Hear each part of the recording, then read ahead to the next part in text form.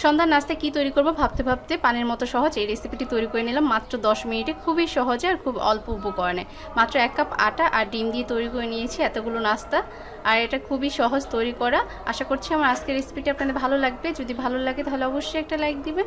রেসিপিটি শুরু করে নেওয়ার জন্য আমি প্রথমে একটা মিক্সিং বোল নিয়ে নিয়েছি আর তারপর এর মাঝে দিয়ে দিচ্ছি একটা ডিম, এরপর দিয়ে দিচ্ছি হাফ কাপ পরিমাণ চিনি।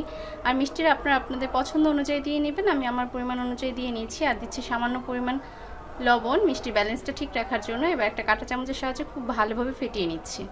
যখন চিনিটা গলে ডিমের সাথে খুব ভালোভাবে মিশে যাবে সেই পর্যায়ে অ্যাড করে দিব এর মাঝে 1 কাপ পরিমাণ আটা, সাথে দিয়ে দিচ্ছি আরও হাফ কাপ পরিমাণ সুজি। আর এই সুজিটা দিলেই এই পিঠাটা খেতে আর অনেক বেশি ক্রিস্পি হয়।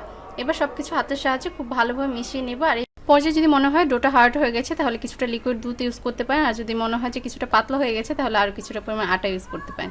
আমার পারফেক্ট একটা ডো তৈরি করা হয়ে গেছে। এবার এটাকে কিছু সময়ের জন্য রেস্টে রেখে দিব। কিছু সময় পরে এইখানে থেকে কিছুটা পরিমাণ ডো আমি হাতে নিয়ে নেব। আর আমি হাতে আগে থেকে তেলটা মাখিয়ে নিয়েছিলাম। এবার হাতের সাহায্যে ঘুরিয়ে এটাকে গোল করে নেব। গোল করে নিয়ে আরেকটা হাতের সাহায্যে চাপ দিয়ে এটাকে একটু চ্যাপটা করে নিচ্ছি। এবার একটা চামচের সাহায্যে আমি এর গায়ে ডিজাইনটা করে নিচ্ছি। আর কিভাবে করে নিচ্ছি সেটা আপনারা দেখেই বুঝতে পারবেন। এটা তৈরি করা খুবই সহজ আর ডিজাইনটা দেখতেও খুবই সুন্দর, একদম ইজিভাবে তৈরি করে নেওয়া যায়। দেখেই বুঝতে পারছেন এটা কতটা সহজ। এই একই পদ্ধতিতে আমি সবগুলো পিঠা তৈরি করে নেব। একটা চা চামচের সাহায্যে এত সুন্দর ডিজাইন করে আপনি এই পিঠাগুলো তৈরি করে নিতে পারবেন। পিঠা তৈরি করা হয়ে গেছে। এবার আমি এগুলোকে ভেজে নেব। ভেজে নেওয়ার জন্য চুলায় একটি প্যান বসিয়ে নিয়েছি আর তাতে দিয়ে দিচ্ছি পর্যাপ্ত পরিমাণ তেল।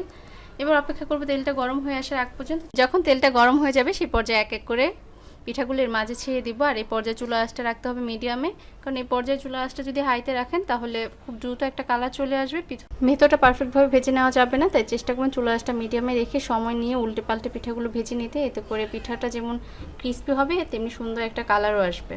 যখন একটা সাইড ফ্রাই করে নেওয়া হয়ে যাবে তখন একটি কাঁটা চামচের সাহায্যে আমি অপর পাশটি উল্টে নিচ্ছি। এবার অনবরত নেড়ে চেড়ে পিঠাগুলো ফ্রাই করে নিব। এতে করে পিঠার খুব সুন্দর একটা কালার আসবে এবং পিঠাটা খেতেও অনেক বেশি ক্রিস্পি হবে। যখন পারফেক্ট একটা কালার চলে আসবে এবং এগুলো ঠিকঠাক মতো ভাজা হয়ে যাবে তখন তেল ছড়িয়ে তুলে নিচ্ছি। দেখি বুঝতে পারছি না কালারটা কতটা সুন্দর এসেছে। আর সুজি দেওয়াতে এই পিঠাগুলো অনেকটা ফুলে উঠেছে। প্রথম বেস পিঠা ভেজে নেওয়া হয়ে গেলাম, দ্বিতীয় বেসটা ওই একই পদ্ধতিতে ভেজে নেব। আর দ্বিতীয় বেস পিঠাগুলো আমি একটু অন্যরকম করে তৈরি করে নিয়েছি, লম্বা করে তৈরি করে নিয়েছি। আর এই পিঠাগুলো দেখতেও অনেকটা সুন্দর দেখাচ্ছে। এবার সেই একই পদ্ধতিতে চুলা আঁচটা মিডিয়ামে রেখে অনবরত নেড়ে চেড়ে এই পিঠাগুলো ভেজে নেব। আশা করছি আমার আজকের রেসিপিটা আপনাদের ভালো লেগেছে। যদি ভালো লাগে তাহলে অবশ্যই লাইক কমেন্ট শেয়ার করবেন। আর যারা এখনও আমার পেজটি ফলো করেনি প্লিজ ফলো করবেন, আমাকে সাপোর্ট করবেন এবং আমার ভিডিওগুলো বেশি বেশি শেয়ার করবেন। সবাই ভালো থাকবেন, আমার এবং আমার পরিবারের জন্য দোয়া করবেন। আল্লাহ হাফেজ।